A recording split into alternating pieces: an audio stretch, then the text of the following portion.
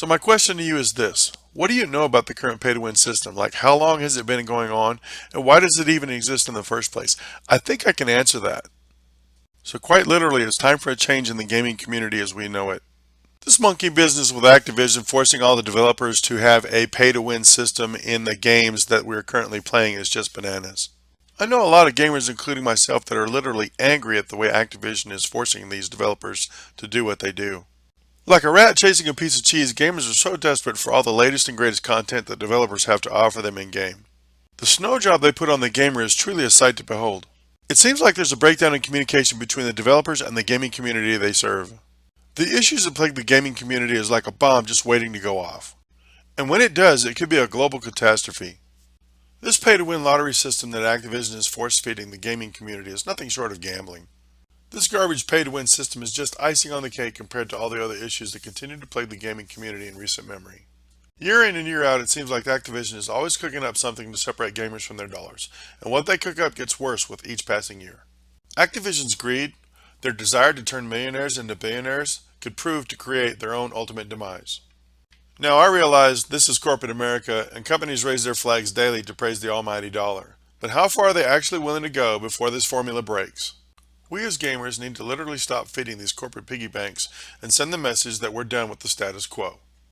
Because if we continue to accept this behavior and keep buying what should be free content to gamers in the first place, then we're the ones providing them with the energy to keep fueling this vicious circle of fire. Say hello to White Collar Guy. Honestly, they really don't have your interest at heart unless doing so betters the chance that the arrow of profitability continues to rise. We as gamers on every platform should be overwhelming Activision's customer support with all the complaints and concerns about the state of the gaming as it is. So grab your pencil, your cup of coffee, and let's see if we can piece together the puzzle that is the pay-to-win formula in recent Activision Call of Duty titles.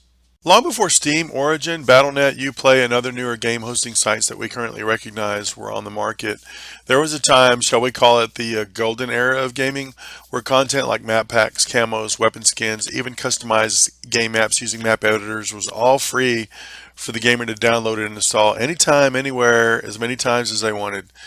So many popular sites like GameZone, GameSpot, MegaGames.com, as well as other hosting sites like originally GameSpy, Xfire, all had pretty much all the content mentioned above available for anyone to download 24/7, 365. So now these days are long gone. Now most of the sites you see here are basically no longer exist as we know them, or practically all of them that do exist stopped hosting content or even demos of games for that matter. So what I want to know is if there's anybody out there that can answer this to anybody's satisfaction, whose bright idea was it to decide that the way it was no longer a good thing for the gaming community and instead thought it might be the best interest of the gamers to charge them for all the gluttony of untamed content that was roaming the market back in those days? What would be awesome is to hear from some of the vast numbers of webcasters that are overwhelming the web from Twitch to Facebook, Twitter, YouTube, and Steam. Who knows why and when these changes all started when it came to the content being free and not being free. Any input would be great from you guys. Did anyone even bother to pose the question about why all these changes came about with the content being free and not being free and when it all started?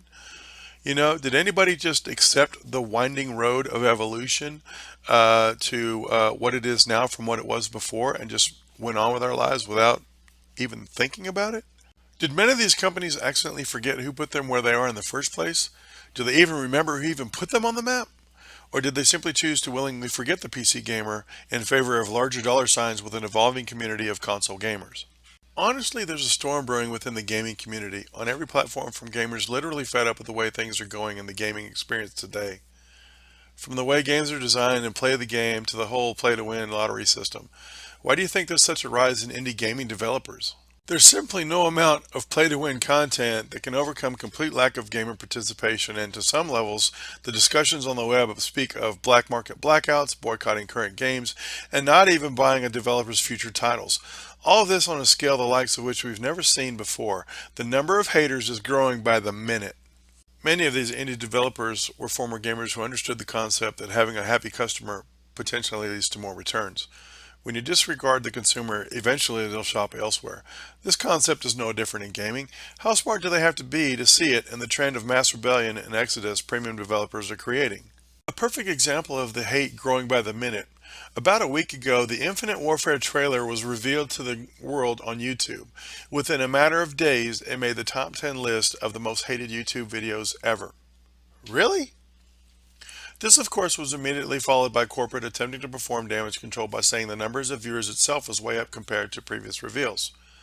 Although this statement has truth, hello, they all viewed it to hate it. So Infinity Ward, in its infinite wisdom, decided to include a copy of one of the most popular COD titles ever as a remaster, and now the consumer has to buy the game they hate to get the game they love. So don't panic, there's still hope. Gamers are gathering more facts, the communities are networking together. There's strength in numbers. There's a wealth of media out there, and the World Wide Web is our mutual ally. Our schooling will pay off with what we're learning, and the informed consumers' decisions we make will soon set us free. At least that's the hope. So honestly, this whole video was a lighthearted attempt to shed some light on the state of the gaming community as we know it, bring some reality to the table, talk about some of the issues that are going on, and hopefully one day find a solution. So I think the days of consumers having to bite the bullet or simply be told if you don't like things the way they are, just pack up and move on, will very soon be a thing of the past. So stick around as we cautiously navigate the slippery slope of this and other topics within the gaming community in an attempt to make this a better place for the gamer and the consumer. I'd like to say thanks for watching the video. I had a fun time putting it together. You're more than welcome to leave a like or dislike below, whether you approve or disapprove of the content that I post here. Altogether, this was just an opinion of what I think the state of the gaming community is as it is today. You're more than welcome to check out our website, www.thetrademarkclan.com. We have more videos on our media page related to gameplay that we're currently playing. And we also have a forum where you can actually join for free and we can discuss any other topics related to either this video or even other topics you'd like to talk about, whether they're related to games you're playing or games you'd like to be playing in the future.